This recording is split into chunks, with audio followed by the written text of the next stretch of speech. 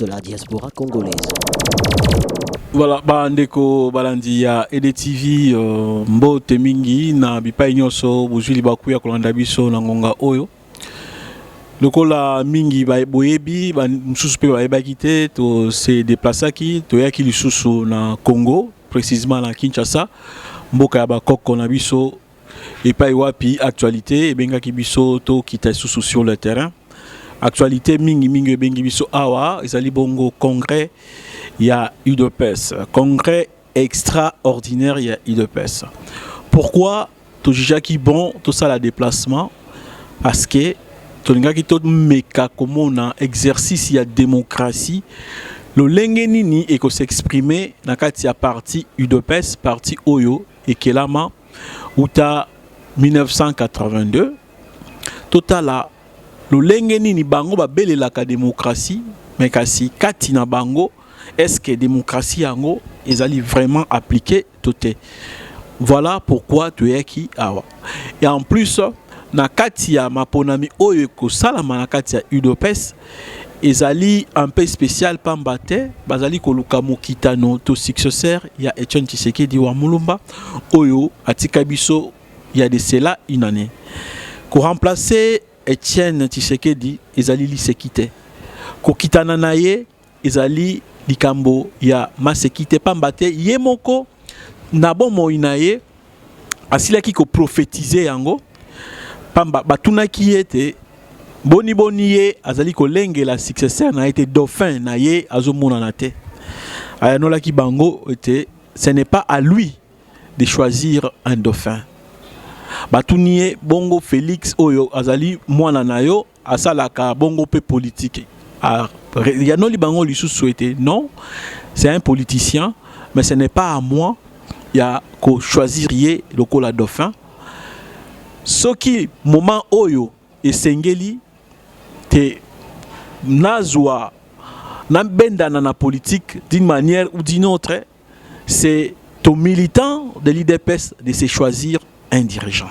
Voilà, ayebisaki bango ete soki Félix Tshisekedi oyo azali bongo mwana na ye ya considéraka ye pe lokola collègue na ye ya politique, soki ekozala ye, ce n'est pas à lui de choisir. Ezali bongo nde ba militant ya UDPS nde bakopona oyo akokitana na président Etienne Tshisekedi. Lelo bandeko, franchement tozali na esengo ya komona oyo tomonaka na mboka ya bapaya bipai oyo biso tovandaka.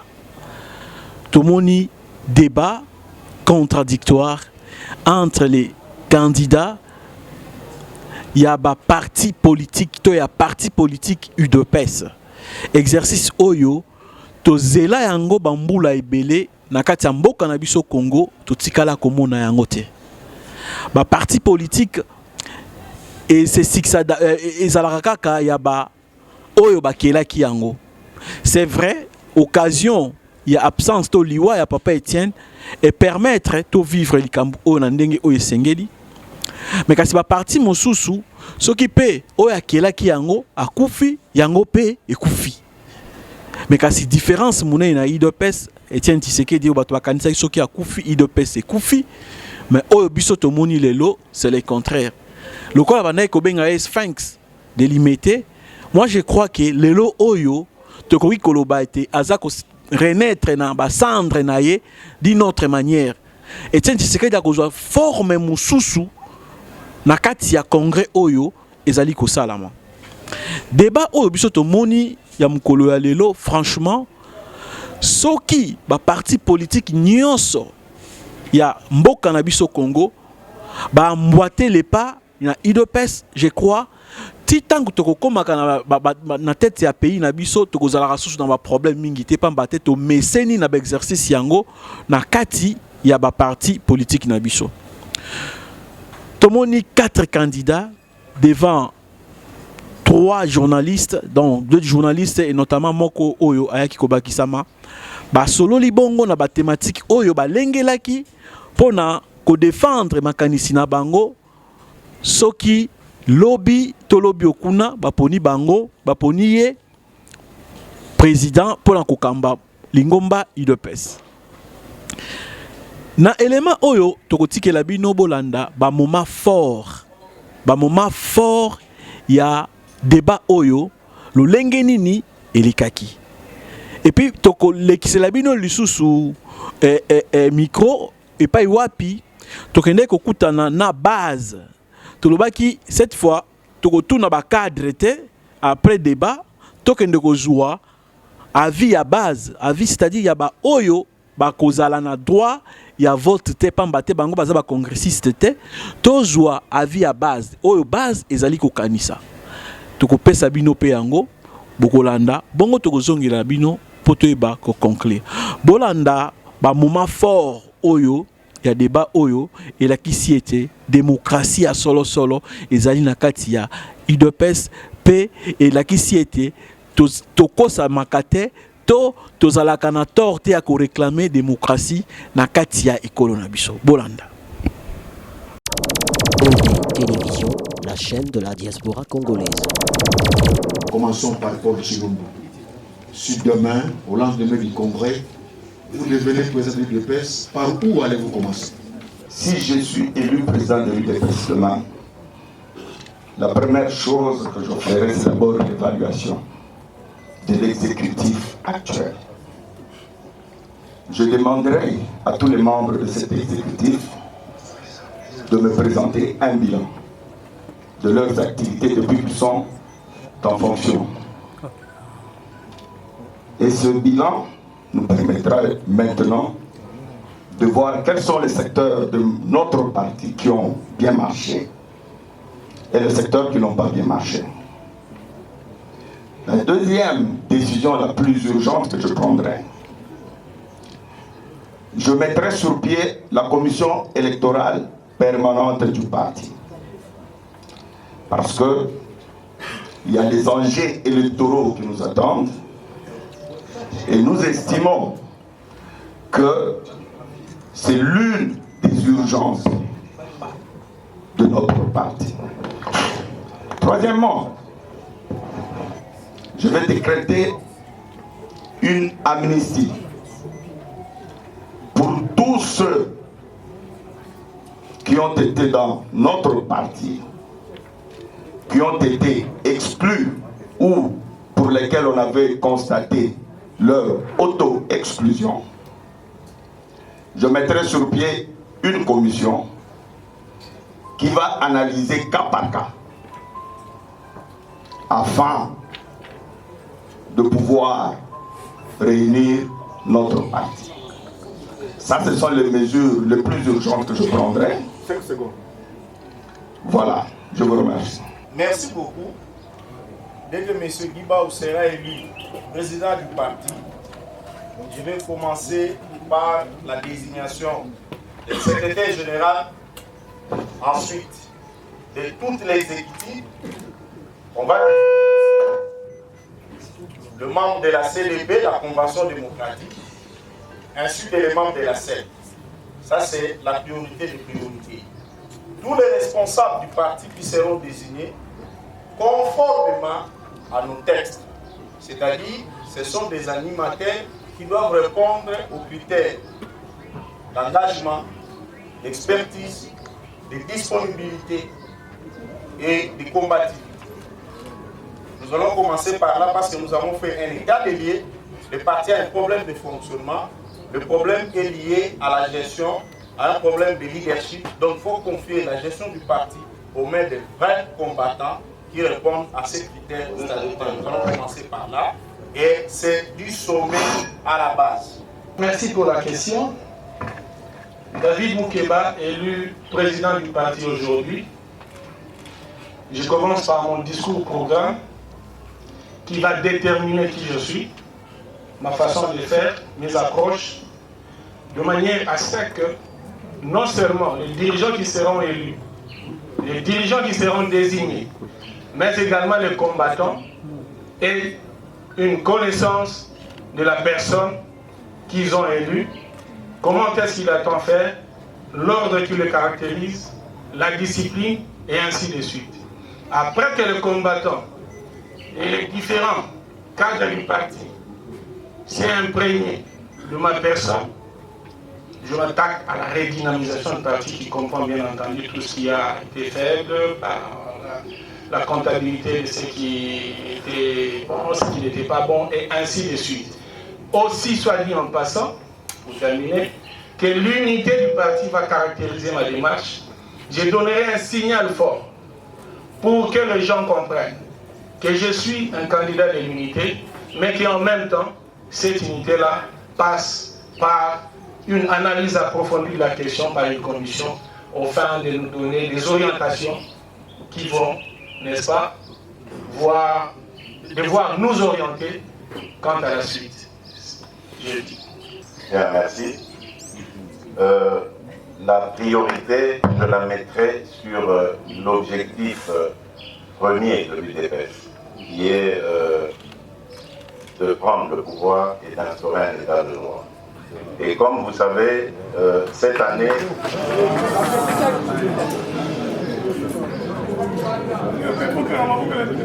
Comme vous le savez, cette année est une année électorale.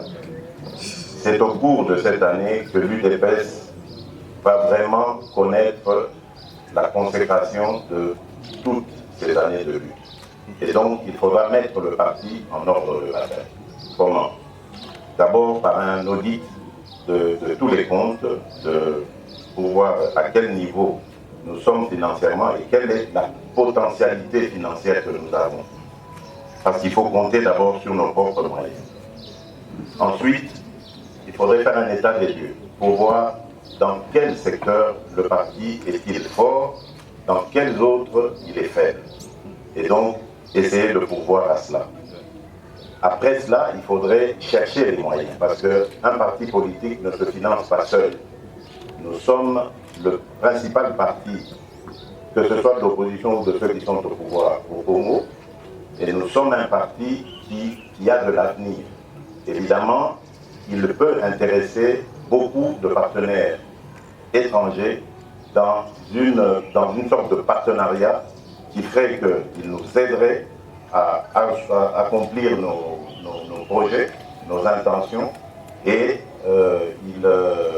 nous, en revanche, évidemment, on donnerait des marchés aux uns et aux autres, leur permettre d'investir évidemment leurs moyens afin qu'ils donnent de l'emploi et qu'ils fassent marcher, prospérer l'économie en République démocratique du Congo.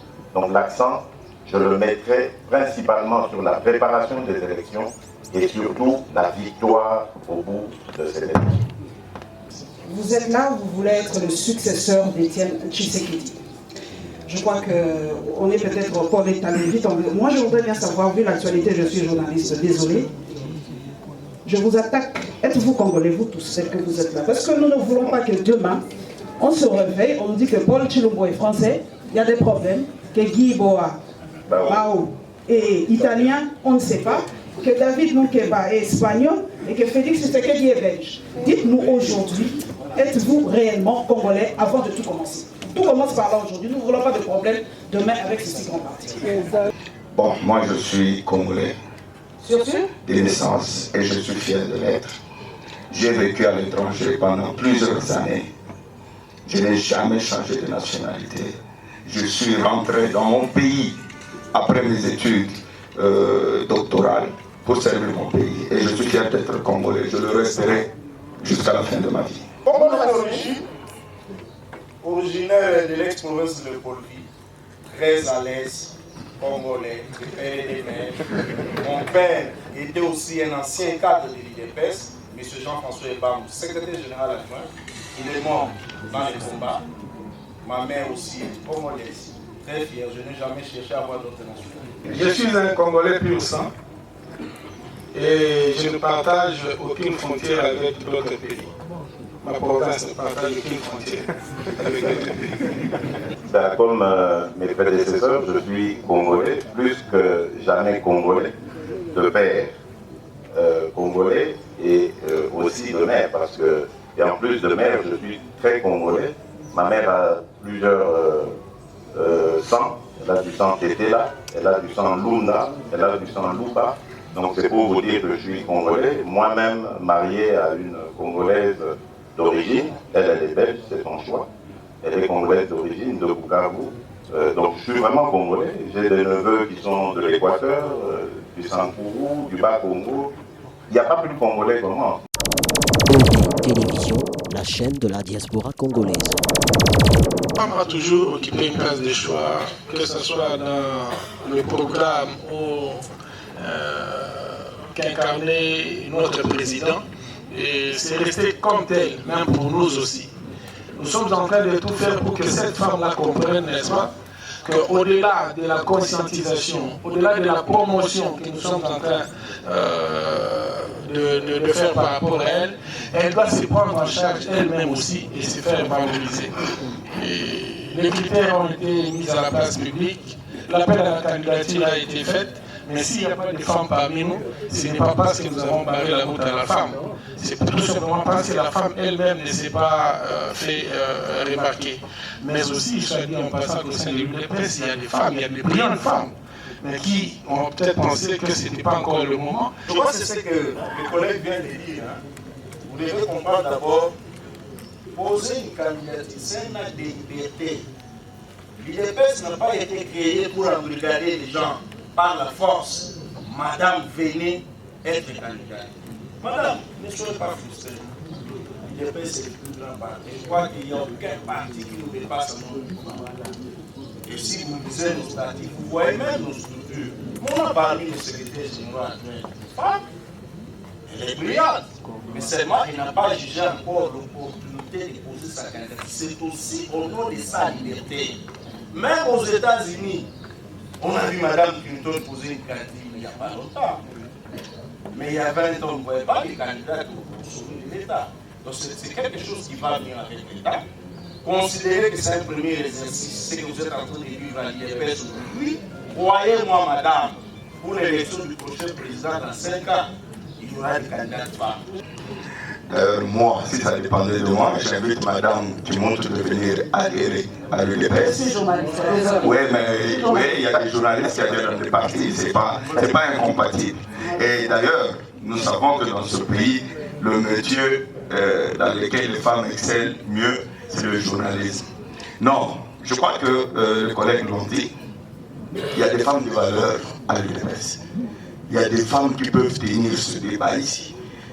Le moment venu, je crois, nous inviterons les femmes d'autres partis sur des plateaux de télévision, de débattre avec les femmes de l'UDPS. Mais si elles estiment que le moment n'est pas encore opportun, nous prenons la liberté. La liberté, c'est la devise de l'UDPS. Liberté, égalité, solidarité.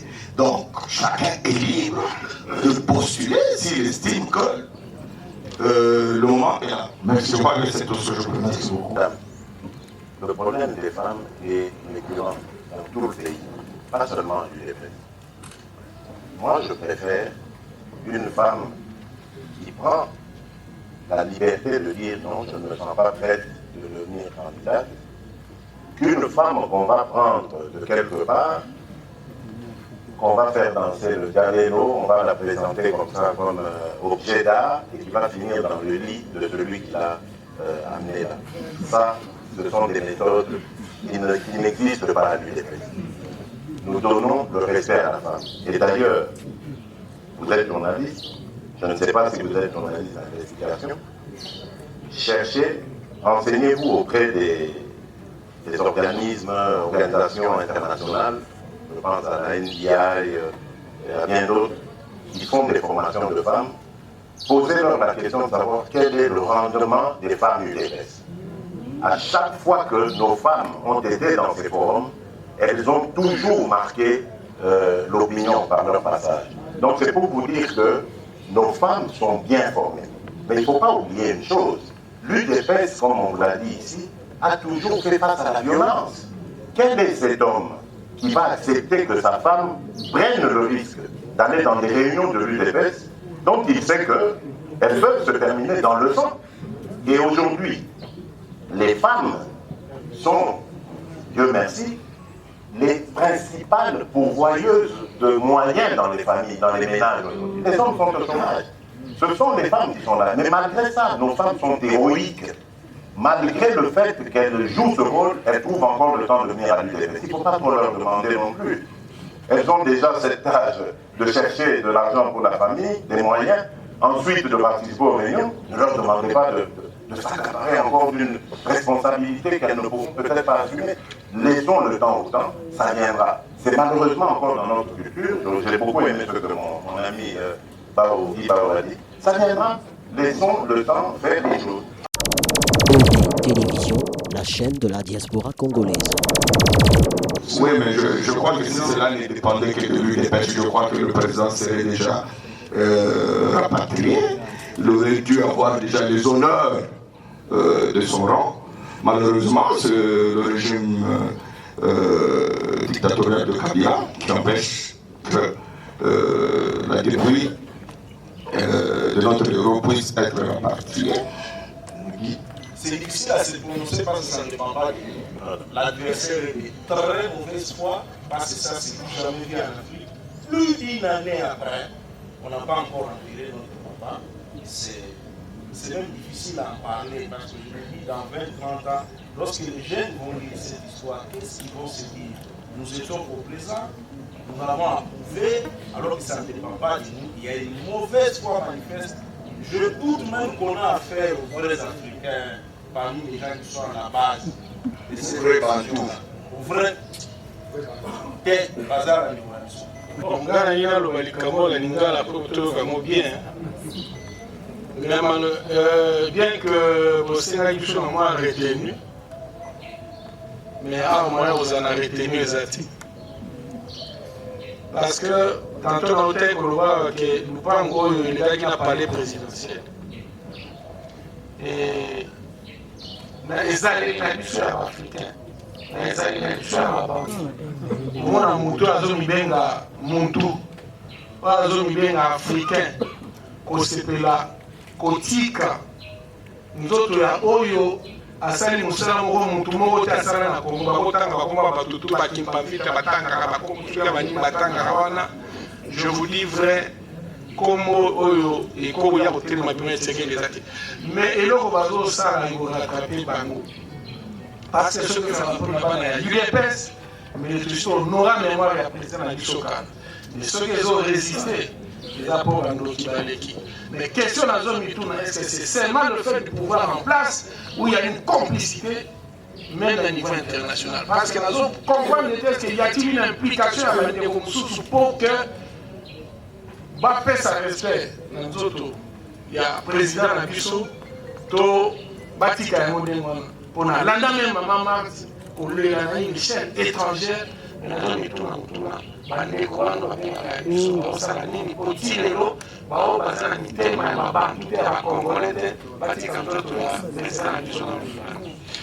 Bon, nous épargnons au candidat Félix cette question. OD Télévision, la chaîne de la diaspora congolaise. Ngai naza kosenga poko na ngai parce que nakanisi que na biso mine awa tozali nazali pour incarner parfaitement, enfin parfaitement c'est peut-être trop dire, mais le poids pour incarner le plus possible continuité ya Etienne Tshisekedi et Zaningai. Pourquoi? Na longoli argument biologique. Toko tanaka na argument politique. Ngai na bandi UDPS oyo tango ebandaki. C'est-à-dire UDPS eza lokwa mwana. Ngai na moni yango tango botamaki naliki na 19 ans. Na souffrir mpo na UDPS oyo. Tango bazalaki komema lider na bisika bikauka. Nakendaka nazalaka. Nafuta na makila na ngai. Bitumba oyo esalema yango nakenda poto. Ce n'est que 5 ans après que bandela Bitumba, parce que Bitumba tobandaka yango na UDPS te, UDPS esali na 82, mais biso pasi ebanda depuis 80, 2 ans avant création UDPS. Nous étions déjà dans le combat. Voilà pourquoi je dis combat oyo ekotanga tina mikuwa tina makila. Jamais je ne pourrais trahir. parce que j'ai donné la pesa makila nangai pour la bitumba.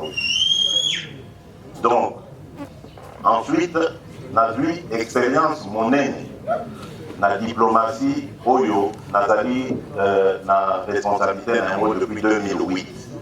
Ça fait presque 10 ans que Nazali diplomate, il n'y a pas. Je pense que pour mon la réalisation d'un mot. Avant Ngaï, jamais un secrétaire national aux relations extérieures n'avait rencontré des chefs d'État en fonction et qui plus est africains. Parce qu'il y a une opposition. Mais moi j'ai été celui qui a mené cette diplomatie. Oyo, la porte, il y a un palais présidentiel, la commission message, il y a eu des personnes. Nazali, Oyo, a sali diplomatie économique, c'est-à-dire qu'au monde a un grand bailleur de fonds, au monde a une grande firme pour intéresser sur le Congo, pour investir dans le Congo, pas payer sa vision misala. Je suis de ce combat-là. Voilà pourquoi je dis, Ngai, Nazali, Oyo, Azali le mieux placé pour représenter l'intérêt national. Parce que Nazali pour la unité dans Katiaba. Nazali pour la organisation et pour la bien dans Katiaba. Nazali pour viser conquête du pouvoir. Pouvoir au biso il est fait sur pouvoir. Et vous avez le pouvoir, il y a peuple. Il y a la bandi. Confiance na bino, ce qui est fait ça n'est pas nangai. Na kokende musika na parti Oyo, na kokomisa. Et donc on va venir et sengo. Na mitema ya ba Congolais une réalité. Merci beaucoup. Ngai soki na komi silence. Bobo tengai pona nini. Parce que na kozongisa IDPS na esprit ya ba père fondateur. Pouvoir ekozonga na base ya parti. Na ko valoriser ba animateur ya base ya parti. Temple Oyo. Ero na biso atikeli biso. Eko koma lupango lisusu ya mutu te. Bako fongola ba porte wana parce que zali héritage ya bana nyonso ya IDPS. Tokozonga bobo tengai. Omoni tango batuni ma mbongo abango nyonso bale munoko. Je suis le seul capable ya komema ba millions. Na compte ya IDP, eza démagogie te. Nazo yebisa bino vérité. Bon voter ngai parce que ba onyo so basala ka musala à temps plein na IDPS ba kozwa salaire. Parce que na yebi ke tozali capable ya ko mobiliser mbongo na base na biso et puis tozali capable parce que tozolo ba justice sociale. Redistribution. Tokolongola ba frustration nyonso. Tokozongi sa valeur na ba cadre na biso de base pour bangonde basala IDPS. Na kosenga bande kunyoso bo vote ngai ibao ibango. Dino sera lingala. De konandino président ya parti. Bona ni bona parcours na ngai. Moto ayebi pasi ya kombata na valeur ya kombata lokola nga azati. On a bali na sous-cellule, na matina cellule, section, fédération, comité national, secrétaire national, tina so bochena na 2 jours là. Donc au président national a yebi pasi ya kombata, azala parlementaire debout, asala nyonso kombata sala au partisan. Et l'autre a dit, ya mi balé. Nous allons bazo libérer na gardien du temple. On va ça pour la pour na valeur ya parti. Tous a besoin. Ya bateau va pour la valeur ya parti pour partir que ni pousse. Ya on a musenga bino. Au convaincre le secrétaire général Félix à se retirer. Hier quand bunda, so ina comme président, to comme c'est président. Mono, Mono sont la bonne et Mono vrai congolais.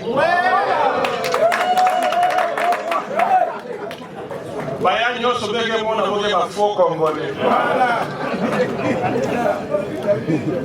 Mono tuba na ndinga bwana na beto. Na ndinga bana mayungu na ndinga bandu. Ben voter moun. Ça qu'a bien voter moun. On a tout mal à l'inga. Nyos. La boire la yai. Ataban kakana bet. Boge na butuba. Moun kawa. Bogo awa fait. On va saucer avec les vrais. On va saucer avec les vrais. On va pas la peine nous avons voté moun. Nous avons voté la diplomatie. Diplomatie avec tout bas. A mes jours nous avons dit à mes pèses avec pouvoir. C'est pas Goya. Il y a un professeur. Avec bien ça au coin de l'homme. Mais t'appelles ça dans le ministère de l'enseignement supérieur universitaire. A continuer à couper ça ma matière. Pas une bête du yai. Avec son avec vrai historien. Mais t'as Bakandi. Mais t'as tenu la convention démocratique. Avec vous partager l'expérience dans il y a ma série.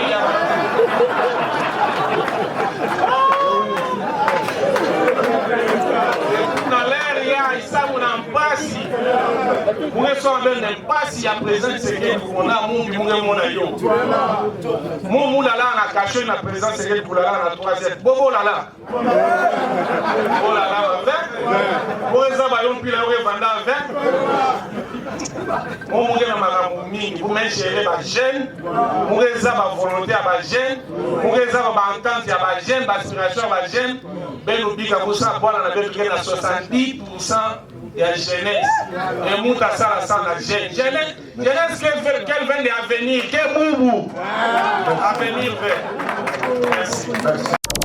OB Télévision, la chaîne de la diaspora congolaise. Voilà. Bandeko Balandi à EDTV. Oyo toti komona lelo awa na résidence ya fait Etienne Tshisekedi. C'est 10 janvier na politique congolaise. Oyo toti komona lelo ezali oyo esala makabongo na bamboka ya bapaya bipai wapi oyo bomesana kolanda biso pamba te débat oyo tiko salama awa elakisi ete congolais en général azali penza na soif ya démocratie.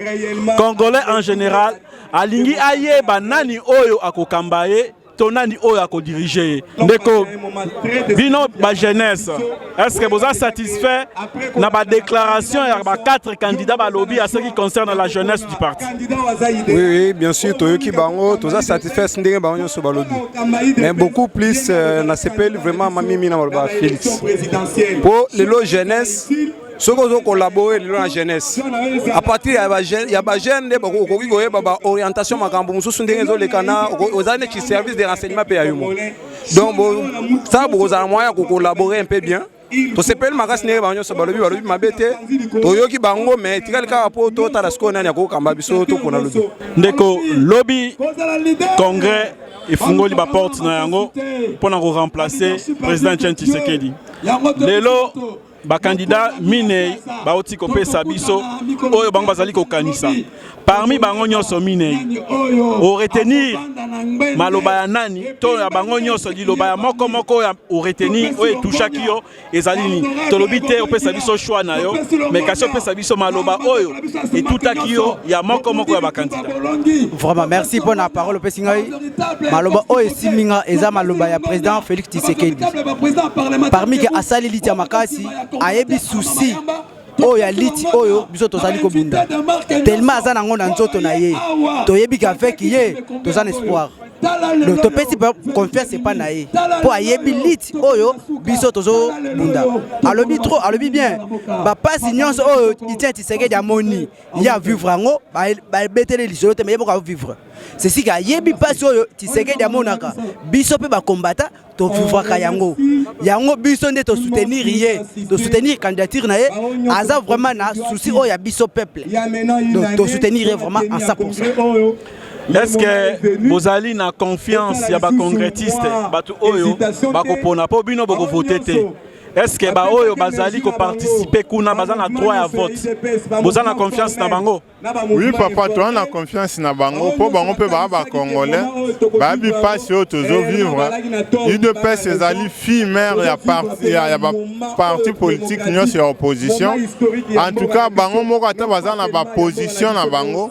Je crois devant isoloir ba kozala rappeler la conscience na bango que mboka na biso ezali na pante ya mabe. Bah, et si était comme ils allaient occupés à 80% par des étrangers, il faut basta la choix moko judicieux pour na vie na biso moko na bango.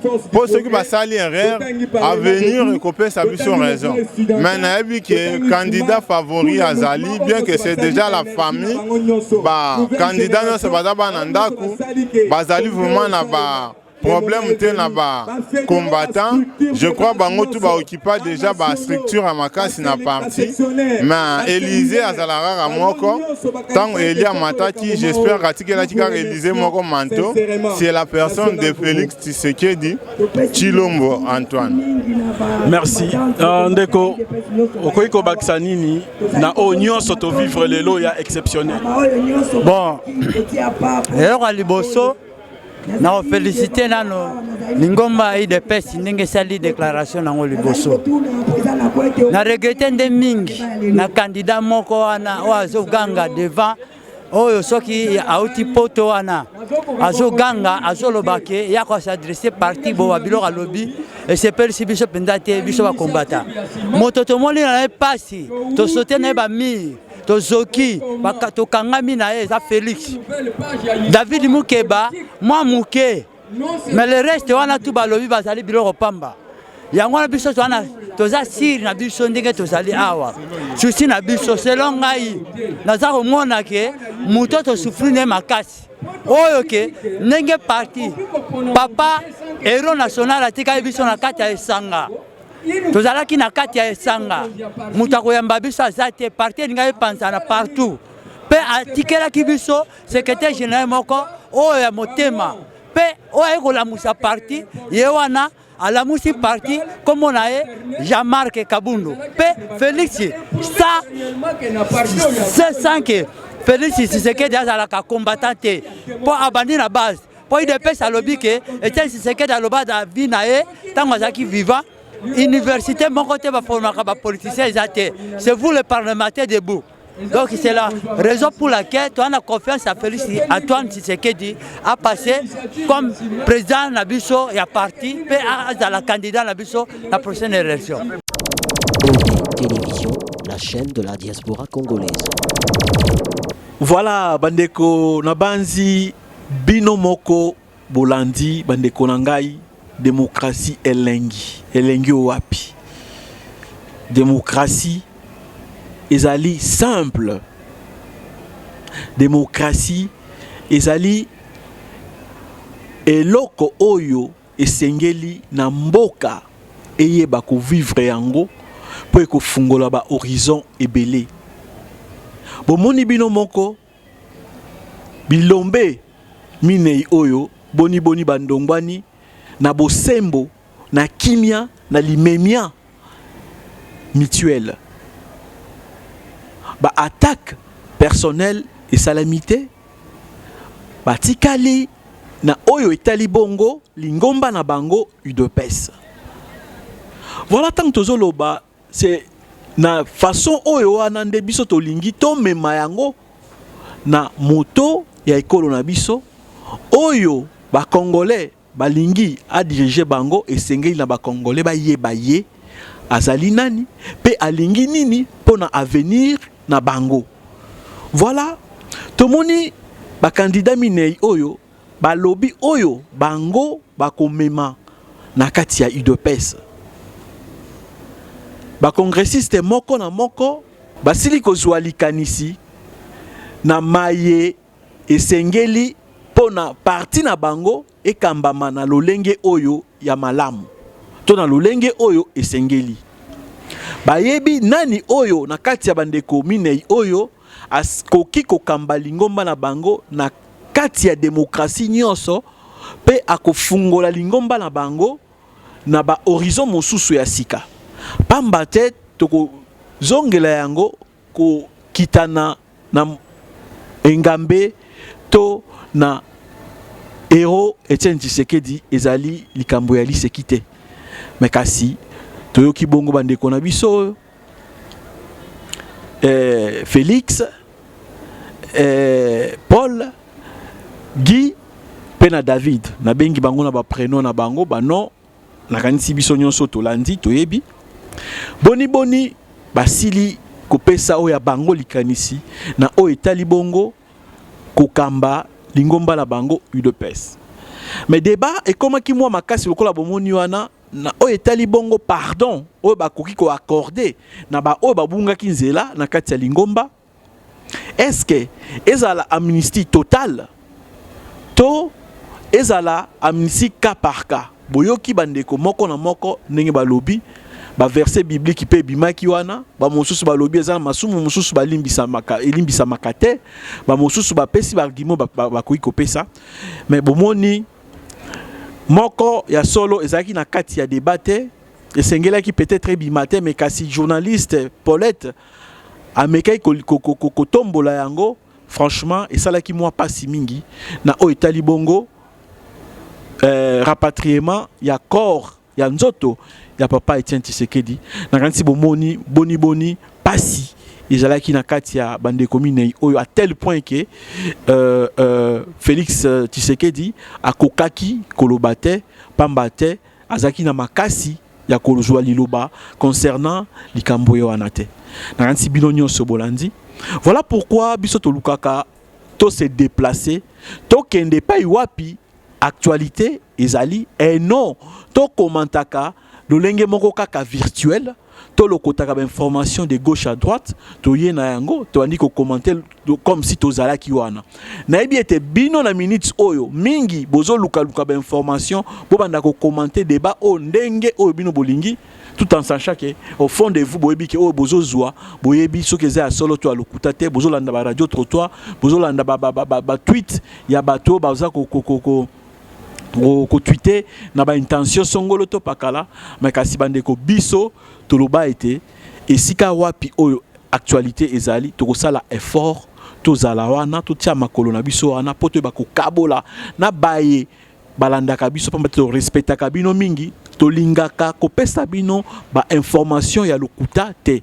Voilà l'une des raisons oyo pe ezalaka soki to zali na eloko ya koloba te to lekaka liboso na bino te kaka pona esengo ya koleka biso to lekaka soki likambo ya koloba ezali wana ezalaki bongo débat après lobby bokolanda maimanso ekoleka na kati ya congrès extraordinaire tokopesa bino ba moment fort nyonso mais kasi intégralité ya débat oyo pambate ekoti na histoire ya République démocratique du Congo bokozwa yango na nzela ya EDTV l'intégralité de A à Z tokotika linzaka moko te tokotika seconde moko te o échappé bino bokolanda yango tozali ko lengela pambate ba caméra ezalaki ebele oyo EDTV etiaki en place pona toyeba kozwa ba moment wana nyonso tout tozalaki au total na 18 caméras le temps pour nous de préparer toutes ces images là bokozwa yango pour